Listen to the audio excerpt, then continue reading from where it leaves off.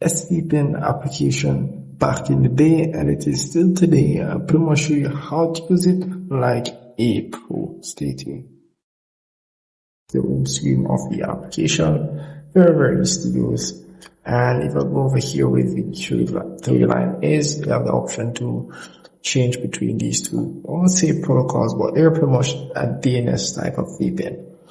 So if I go back, all I have to do is just enable this option here. It does connect this very fast, and it does protect you if you're using Wi-Fi or just normal data.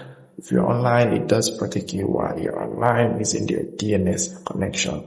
So you do also can enable this feature here, which is pretty much their plus version, and gives you more features. And you can see here their subscription, as you can see, pretty much $5 a month. So if I tap on it here, then you can see clearly on what you'll be getting with the $5 a month subscription. So a very good application, very easy to connect.